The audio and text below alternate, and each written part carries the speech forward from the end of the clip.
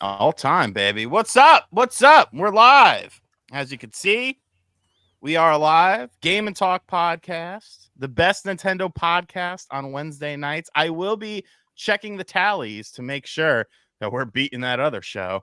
So make sure you tell your friends, tell your family, tell your enemies. I don't care. A hate watch is still a watch, and that's all that matters in life. I'm RGT85. We will get into the other panel members because obviously Jose has gotten some plastic surgery and now she has a different hair color. But before we get into all of that, I have to pull something up real quick because I'm not prepared. We, of course, have to give a huge thank you to our Patreon sponsor tier. That's right, folks, our sponsors of the producer roles. We have Trent A as a producer, William Hoag, executive producer, Mr. Joby, the Jobster, $40 executive producer, Joshua Butts, aka the Butts Man, executive producer, John O, executive producer, Achievement, executive producer, and of course, the big guy, the sponsor, once again, for Game and Talk and all of Spawncast Network's Patreon exclusive endeavors, the Game Orb. His link is in the description box down below. Make sure you guys go check out the Game Orb's channel. Go show him some love. He streams on Twitch. He does YouTube videos, gameplays, Let's Plays, convention tours, all sorts of good stuff. He supports us, so go show him some support back. And make sure you check out the spawncastnetwork.com because without that, the show doesn't happen. When we get to 500 Patreon backers, paid ones, we will be changing this show. It'll be going to once a week. So tell your friends, tell your family, tell your enemies. I'm RGT85, joined as always by Nate the Hate. Nate, how we doing? I am doing well. Just got myself a bag of black jelly beans, so all is well. That's always good. I don't like black jelly beans or black licorice, but you know, to each their own. It's a damn shame. We have Jose has some stuff going on, so I figured I needed to bring two people on to fill her, her void here.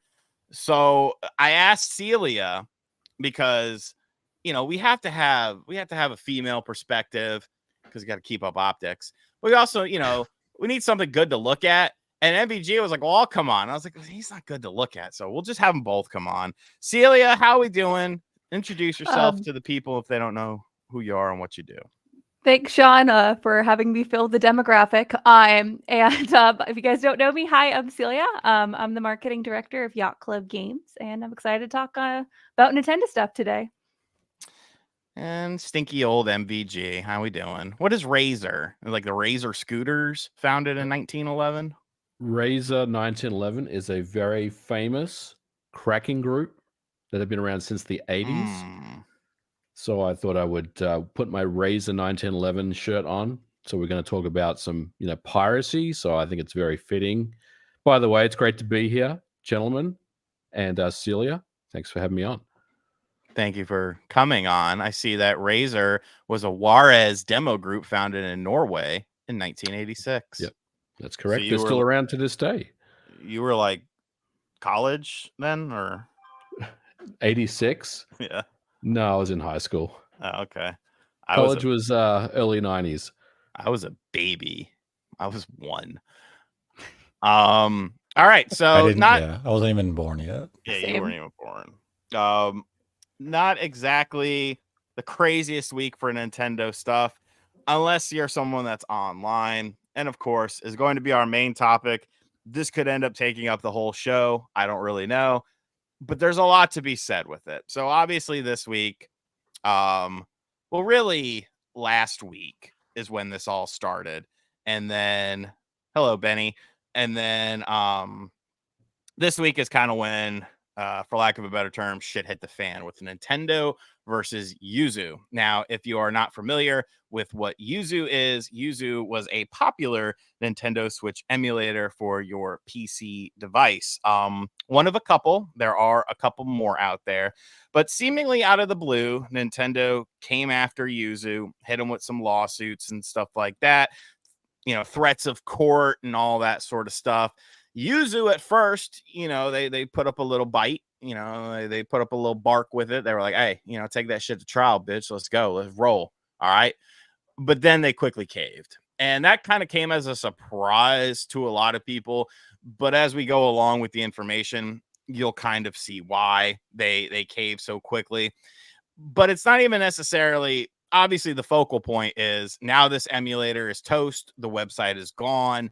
The GitHub files are now nuked, all that sort of stuff, even though they were around for quite a while. So, really how much damage did you really do? But I think one of the ripple effects of this is now you're starting to see 3DS stuff. Citra is no longer active as far as going on with development stuff. Another popular 3DS program, the FBI thing, which is a file system for your hacked Nintendo 3DS, that has now been gone, at least from official sources. You could still get it on like third-party websites and stuff like that. But there's a lot of people, misinformed people, saying stuff like this is the end of emulation, this, that, or the other. And it's like, you're an idiot. You don't know what you're talking about. So stop talking about it. But yeah, so I've obviously shared my thoughts on the situation, and I'll follow it up here. But who would like to speak up first about this? All right. Don't all go at once. I'll start. But I want to hear your guys' thoughts on this, especially Nate. I know, Sean, you made a video on it, and I've kind of watched it, and I got your take on it, but I haven't heard Nate's yet. And Celia, I'd love to hear your thoughts as well. Mm-hmm. This one is very interesting for many reasons. Like, on the surface, it looked like Nintendo was kind of bullying Yuzu a little bit, and if you dig a little deeper, you realize that, I mean, yeah, sure, they wanted to go after Yuzu specifically, but I think the reasons for it are a lot more clearer as you kind of dig into the court documents that came out. And really, it looked like Nintendo had a pretty solid, airtight case against Yuzu based on not only the information around the product keys, how they had step-by-step instructions, how to dump your keys and all that stuff, but more damningly, really, a lot of Discord logs and kind of supporting evidence around at least the alleged discussion around piracy on various Discords, or the Discord Yuzu forum, where the developers of Yuzu allegedly, at least, were telling their Discord users how to dump keys and basically pirating games.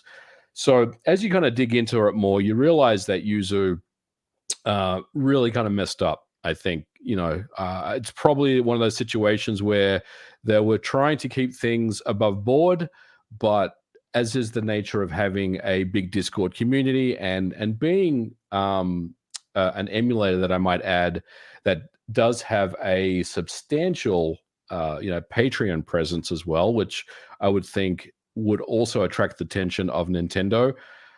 Those things combined really kind of made Nintendo take notice of the emulator itself. And look, you're right, Sean, emulation is not dead, and Yuzu really probably were advised by their lawyer. I think they probably had every intention of fighting it, but once they did secure legal counsel, they were probably advised, you're going to lose in really bad fashion here. So the best option is probably just to bend the knee and take the L on this, and take what's coming to you and keep this out of the courts, because you're going to get absolutely destroyed.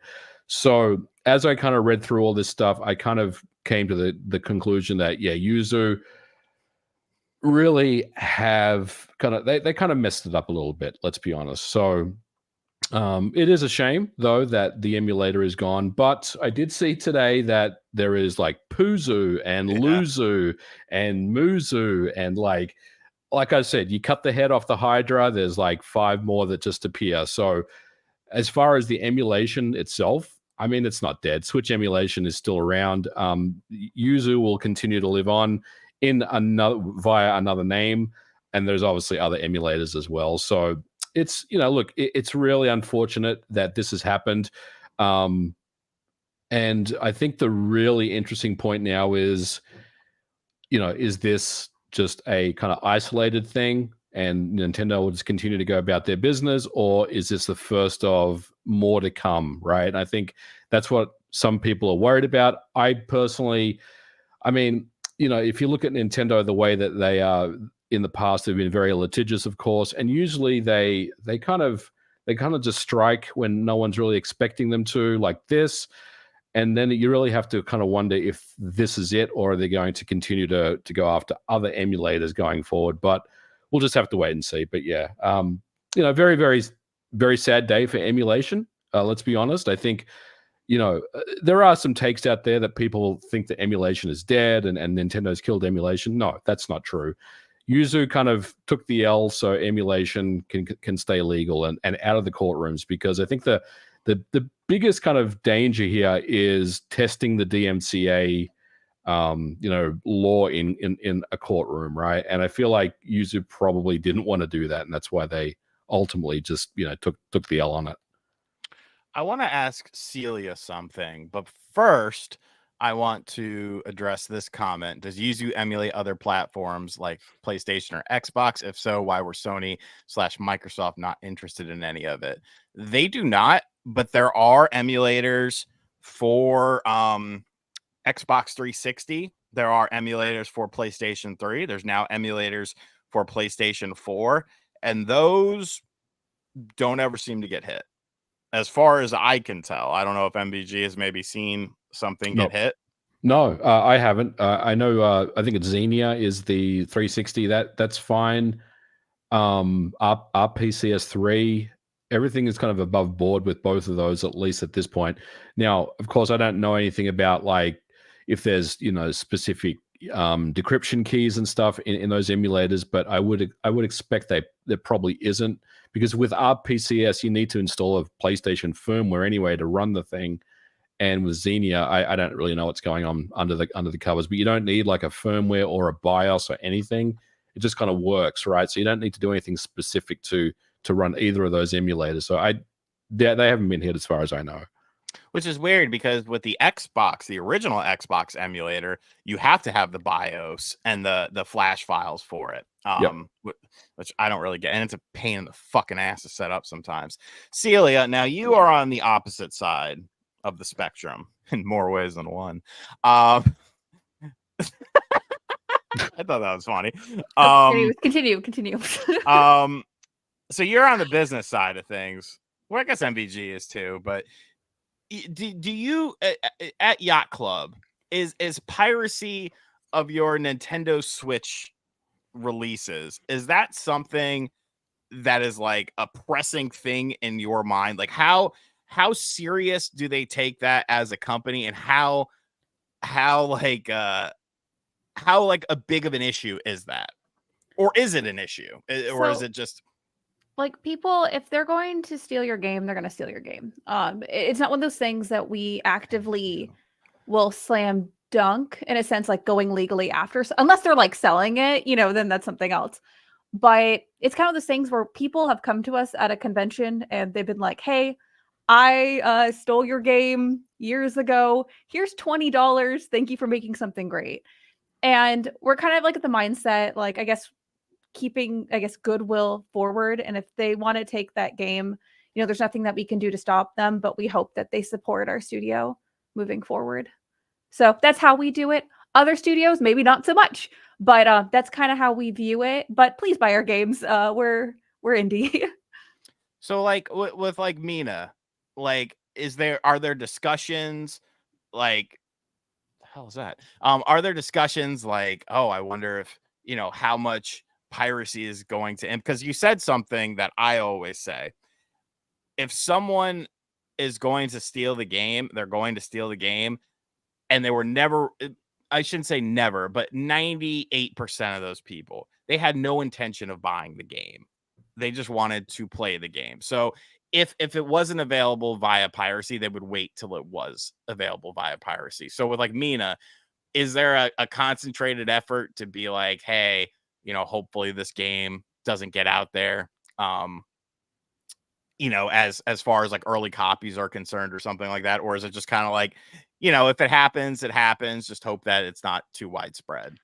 I feel like when it's around the launch window, if someone breaks embargo, that's something. It hasn't been on the forefront of like, I guess, like of our planning for anything. Just for the fact that we try to have goodwill in that sense. But like now, that's going to be like a stress stream. Good. I'm glad I could implement that into your mind, and hopefully implement that into Yacht Club games.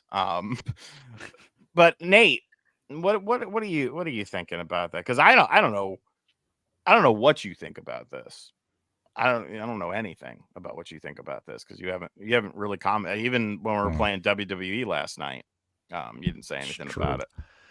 It's a very complex issue where you're going to have takes on multiple sides. And the issue is it always comes down to the conflation of emulation is the equivalent of piracy. And that's the take you see way too frequent on forums and social media. And emulation is legal. No matter where this particular case went, emulation was always going to be deemed legal. The pressing issue that came up with Yuzu here is how the emulators are used. And as MVG said in these Discord logs, the administration of Yuzu basically condemned themselves, where they were sharing means and step-by-step instruction of how to download a ROM of a Switch game and commit piracy. And elsewhere in the discovery, there's also a listing where they had telemetry data collection, where they knew the majority of Yuzu users were pirating games. So when they come out with that lawyered statement of we're surprised people are using this for piracy, you know exactly what your users were doing. But that's another topic altogether. I think the bigger victim here isn't so much Switch emulation as it is with Citra and the lack of 3DS emulation, because the 3DS now is a system you can no longer legally buy brand new. The software is no longer supported officially. There are games that will not be re-released. There are games you cannot legally purchase any longer. There are games that have been lost to time because they were digital-only releases. There is no digital storefront to buy these games anymore.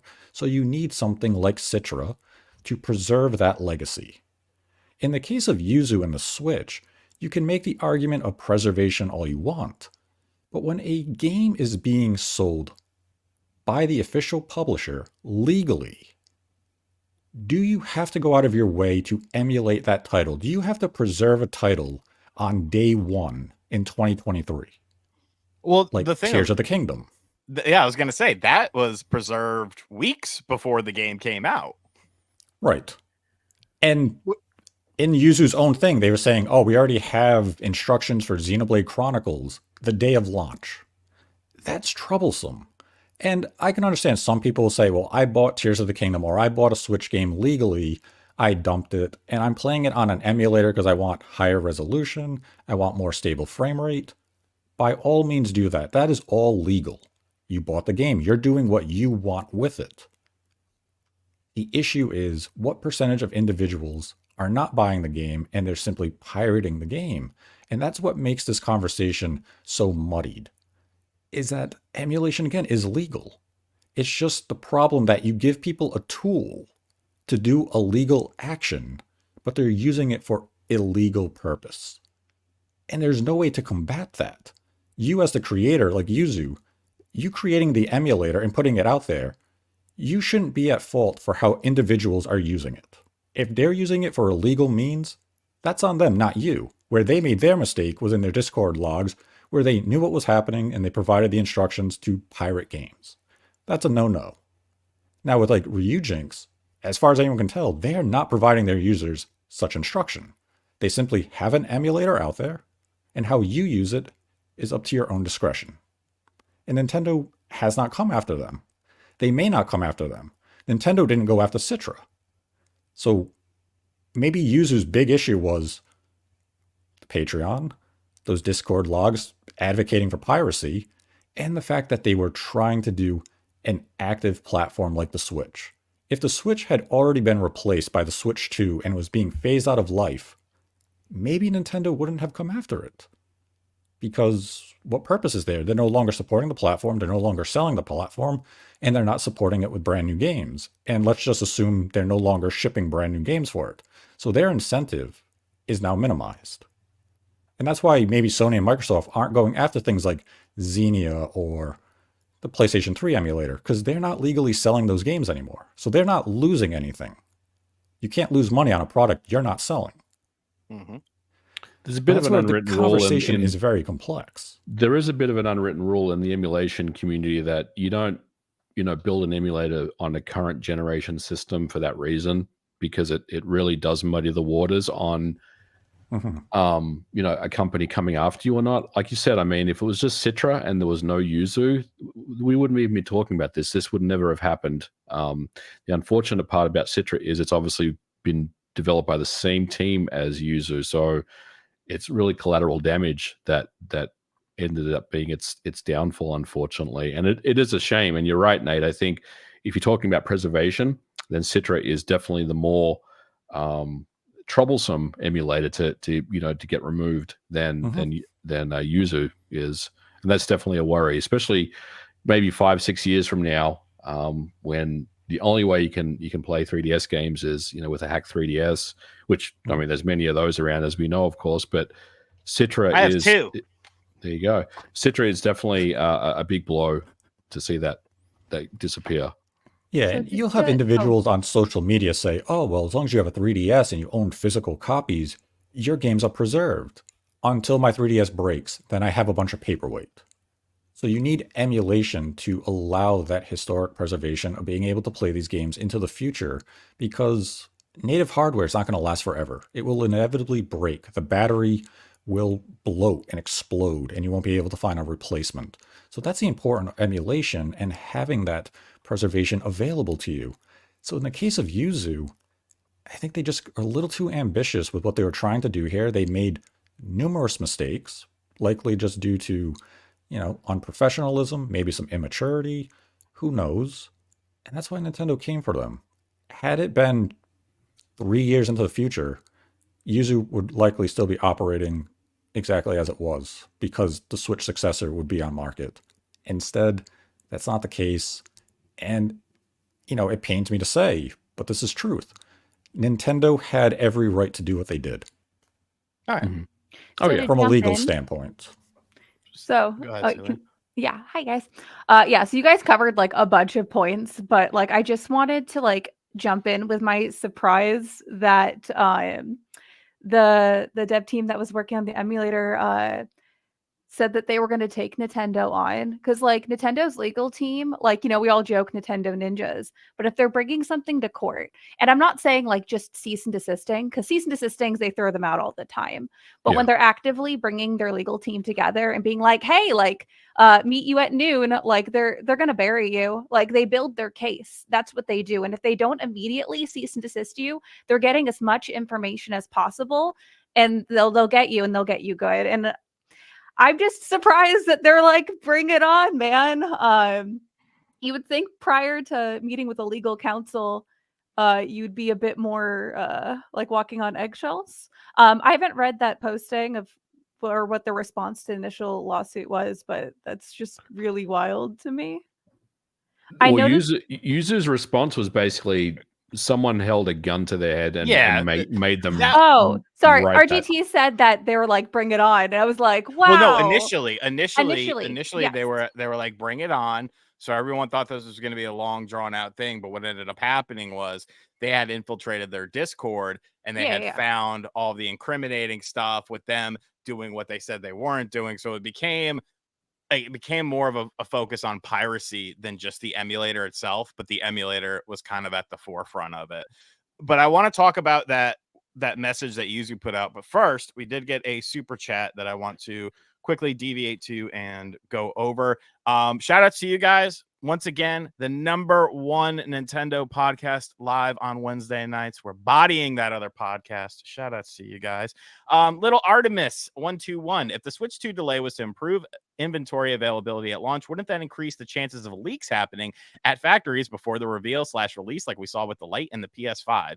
Yes, I think, Nate, didn't we talk about that when we were playing Call of Duty one night or something?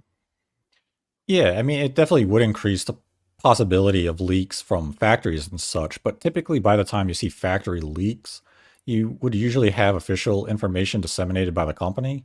It's up to Nintendo when manufacturing begins. So if Nintendo knows they're going to begin mass producing these systems, let's just say in 2 or 3 months, they could say, okay, well, we will announce it in a month. We will get ahead of that.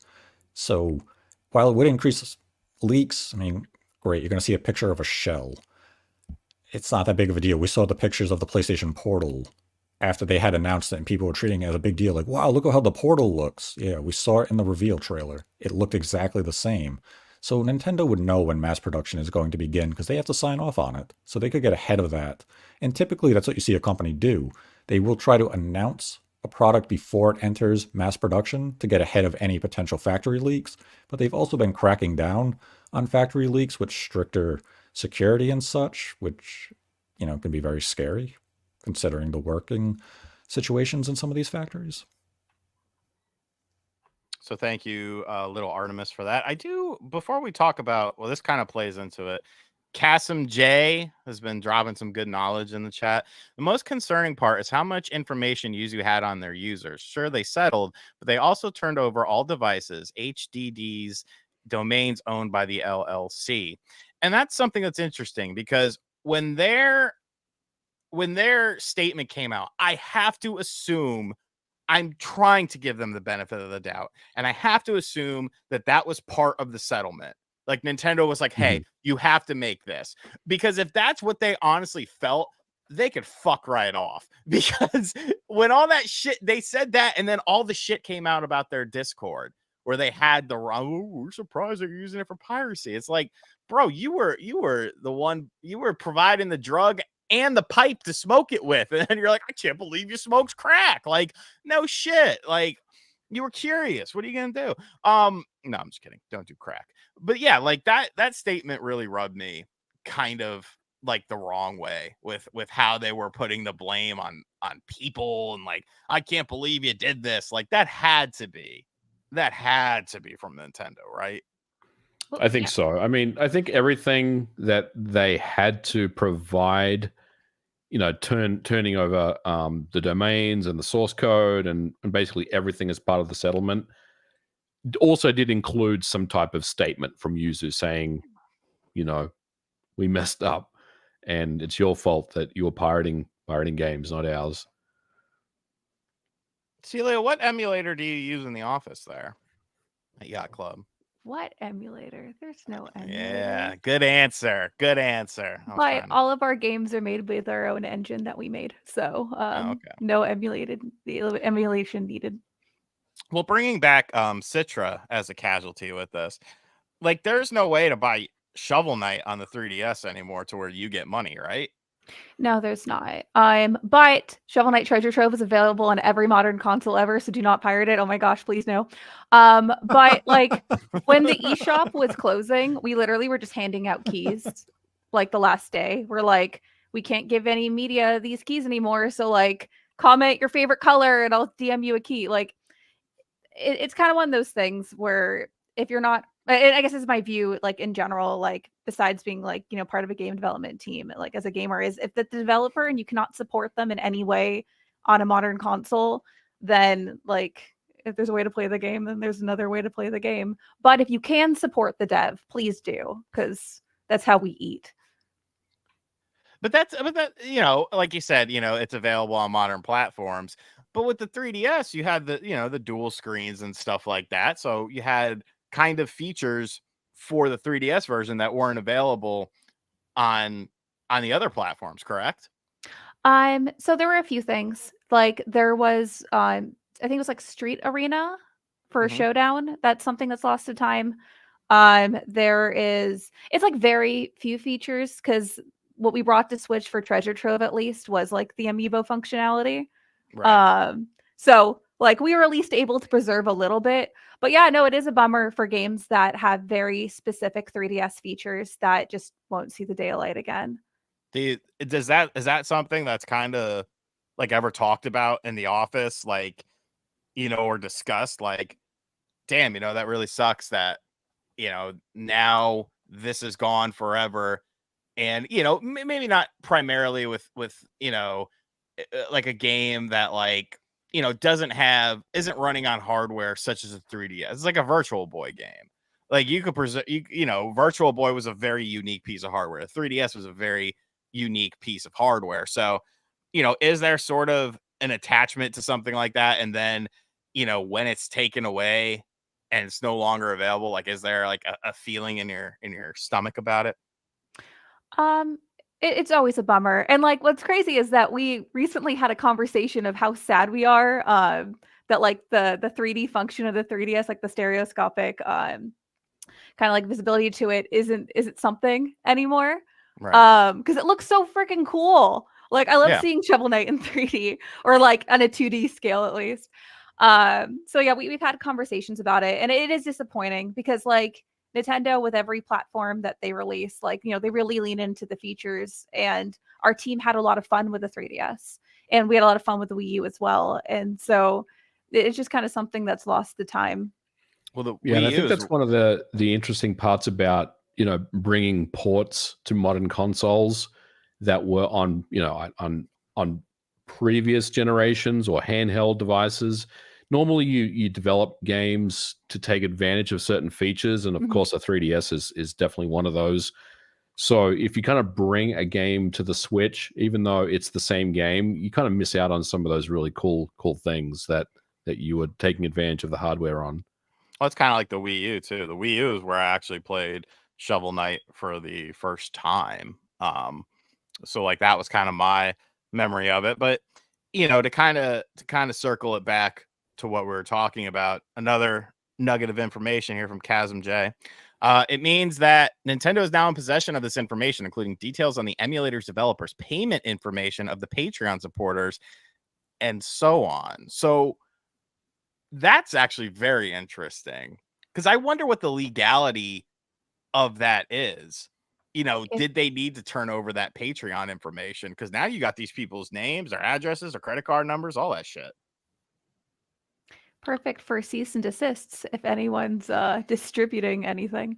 Right? Like that to me is kind of interesting. I don't know. It's just it's a situation.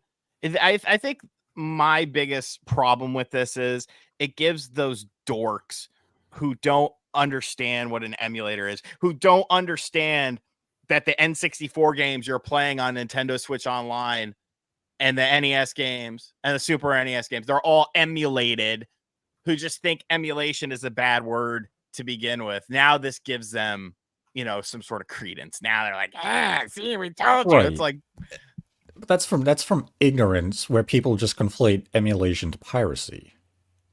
Because right. They don't understand the tech and the purpose behind emulation.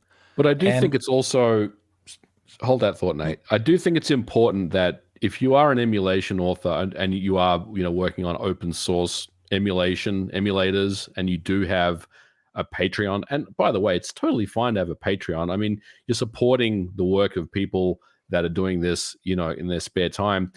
We don't know what their lives are. I mean, they may need the money, right?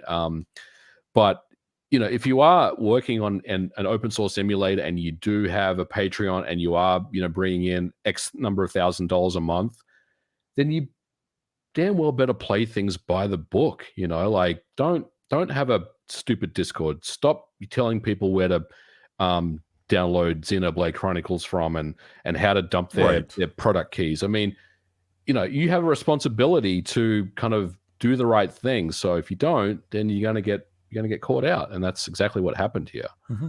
Right, and that's the key thing, is that if you want to make the emulator, by all means do so. If you want to distribute the emulator, do so. Just don't give an instruction booklet how to commit a crime. Right. Stop short of that, and you'll be okay.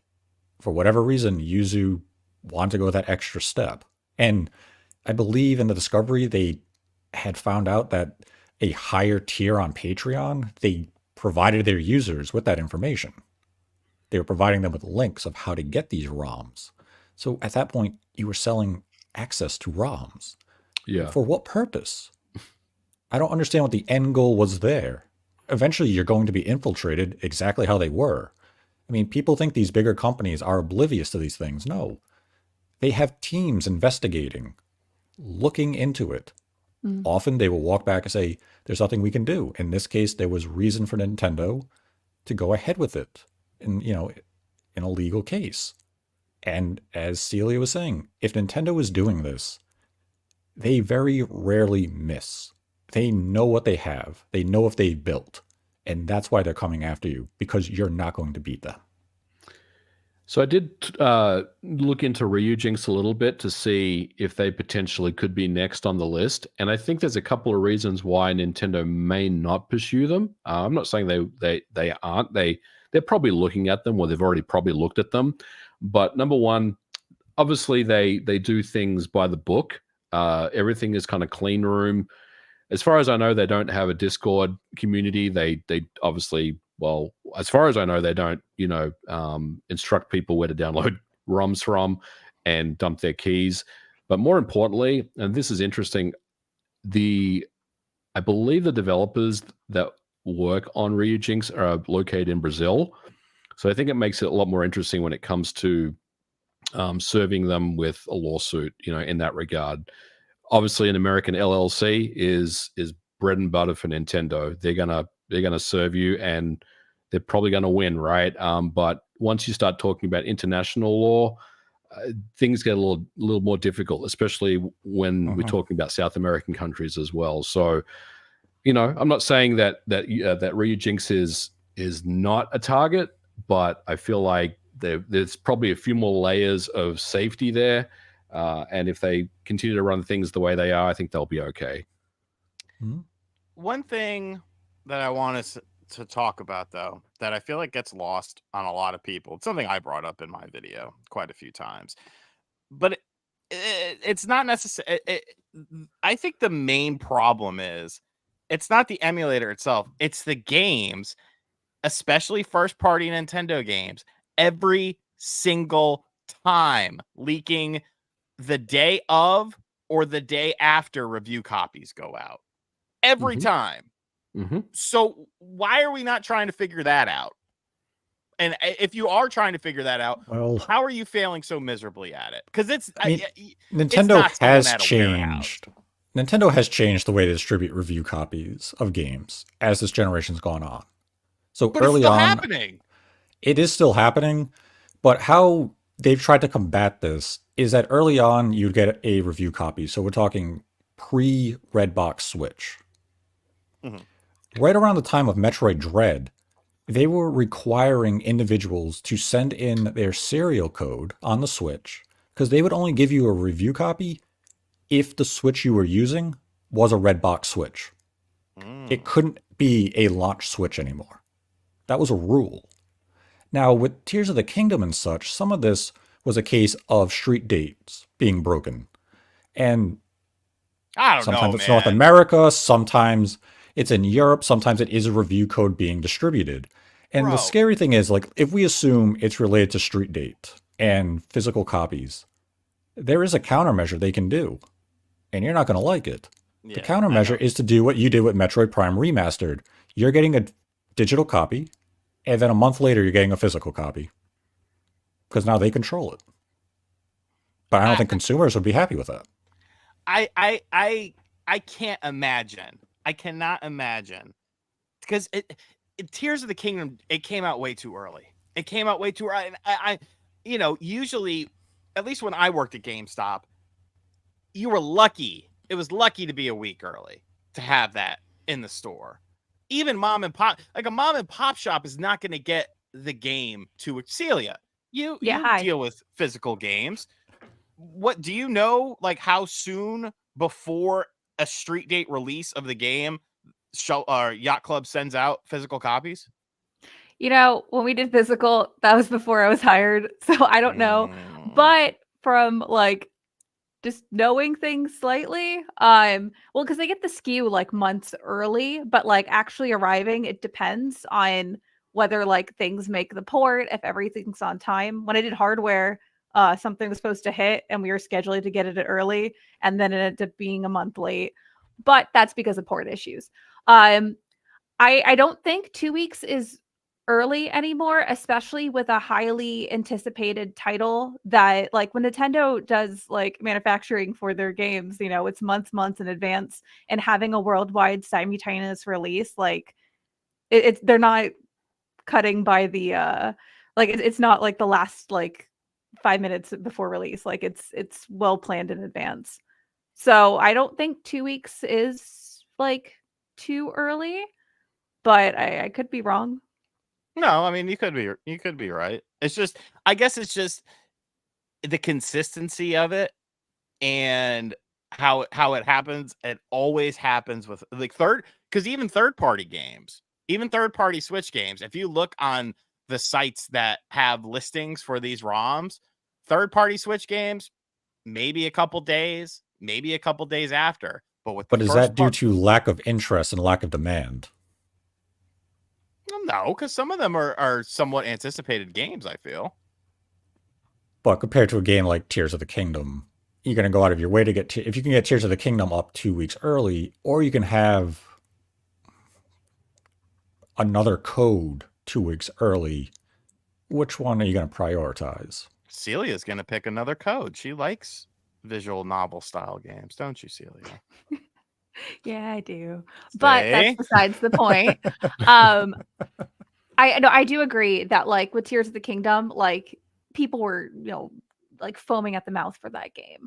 So, you know, they're more likely to like get it out for whatever internet clout or whatever reasoning that they give themselves to rip the game and put it on the internet.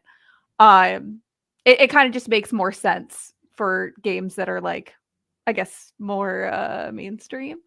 Because like with third party, like for the most part, like with Review Cycle, like they'll get a key usually early, not really a physical.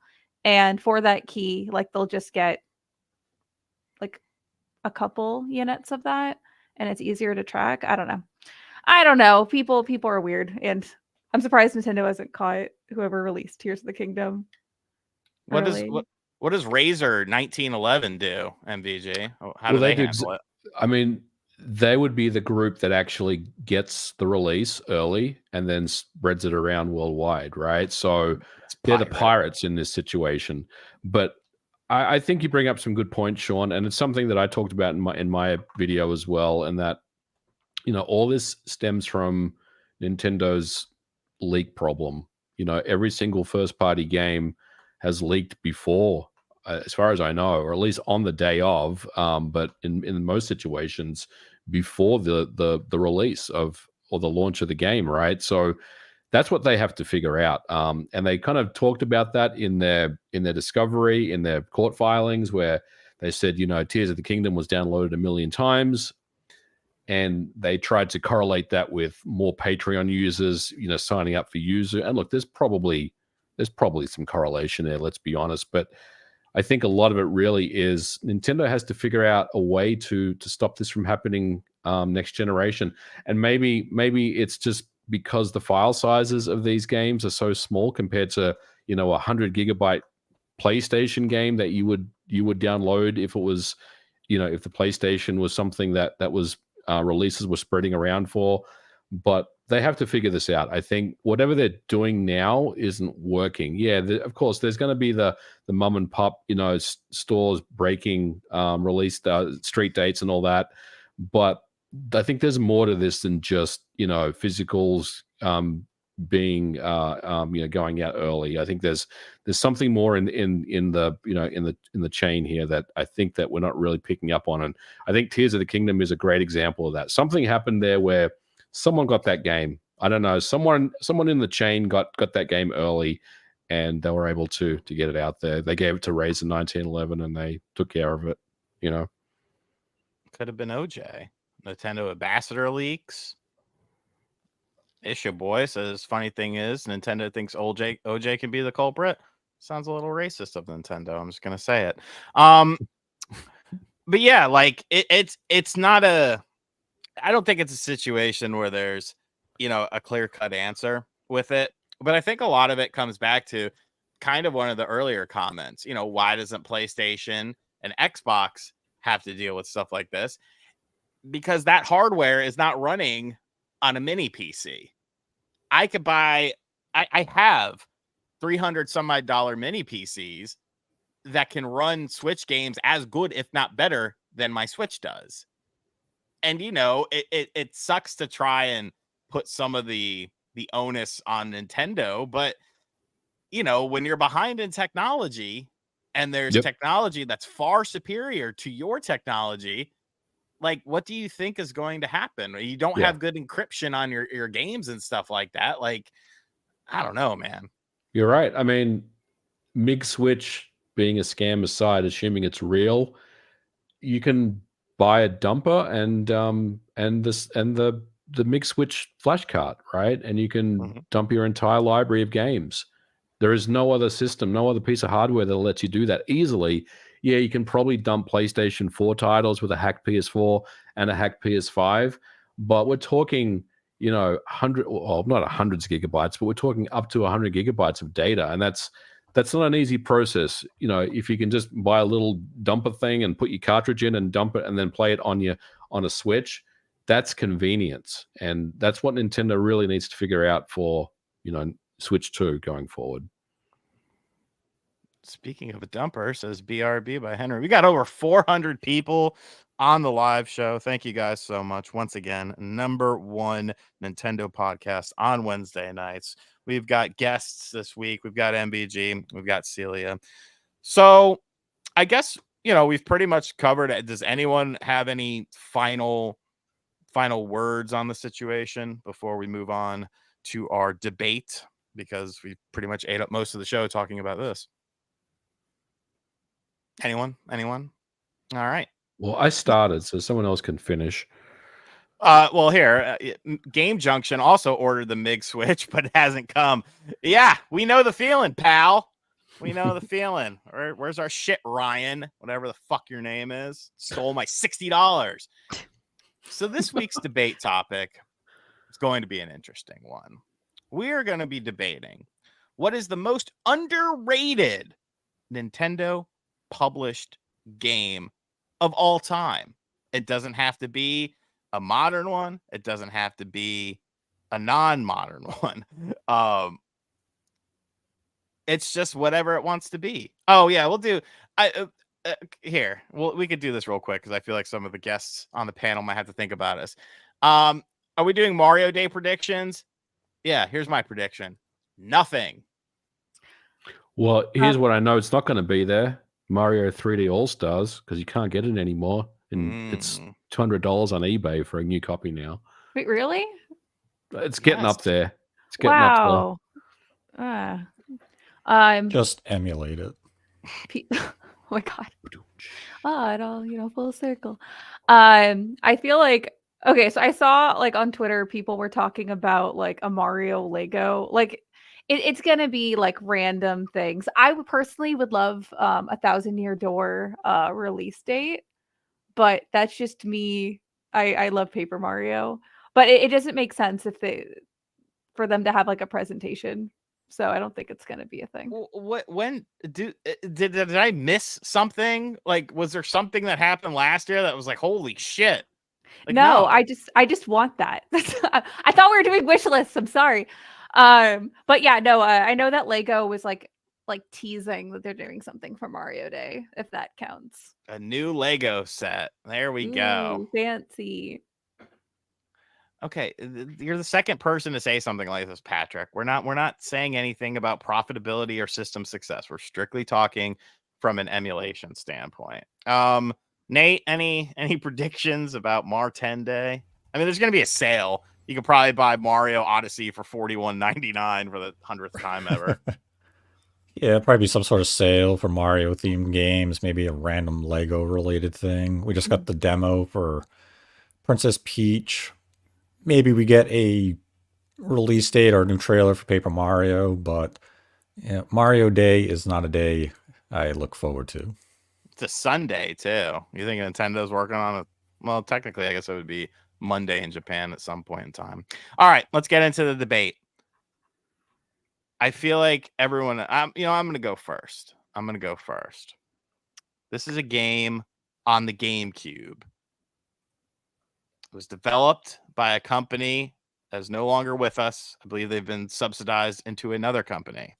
This was published by Nintendo, and it was one of the most unique games ever. I demand an HD version of it. I want an HD version of it because it didn't look all that great. But the gameplay was top notch. And of course, that game, as the RIP Conductor says, is Geist. Geist was a fantastic, unique, adult property style game that deserves more love, and it's underrated. It's not as bad as people make it out to be. Good story, the ability to take control of other people, remote that one of those Xbox games today, the first game. I don't remember the name of it because every name of the games in the Xbox presentation had god awful names. The first game, the one by Bandai Namco, kind of reminded me a little bit of Geist. I was like, oh, she's taking over things. Now we're trying to be a modern Geist. Geist is greatness. I choose MVG to go next. All right. I just want to understand the rules here. Like, does it have to be different for everyone, or can we say the same thing? I'm not saying Geist, by the way, but I'm going to say something, and I feel like someone else may say it. But my pick is ARMS for the Nintendo Switch. Oh, get out of here. Fuck ARMS. What? That game is horrible. Horrible. Whoa. What are you talking about? Calm down there, Geist. All right. So Horrible. ARMS is my pick because it is a fantastic fighting game that not only is a little different from conventional fighting games, it's one of those games where it really sticks in my mind as they were trying something new and different, kind of like Splatoon, but obviously ARMS didn't really land in the way that they wanted to. And it's unfortunate because I really wanted to see more ARMS going forward. But I really like the game. I love the long-range battle attacks, the different fighters in the games, a different variety of extendable weapons and all that stuff. I think it's a cool game. I've always really liked it. And it's really unfortunate that they never really took it anywhere further. So I'm going to pick ARMS. I think ARMS is exactly where it should be, dead and buried. All because it's new and different. I mean, I could be different, and I could. I'm not going to say that. Nate, what's your pick? See, originally, I was thinking of ARMS. Thank you. So, MVG took my number one contender, but I had a fallback. Okay. And my fallback is a game that I think would have got more love had it released on a different platform, one with more power, one that would have allowed the title to perform at a reasonable frame rate with load times that didn't take an entire life cycle. I am referring to the fabulous, fantastic strategy RPG featuring Abraham Lincoln, codename Steam.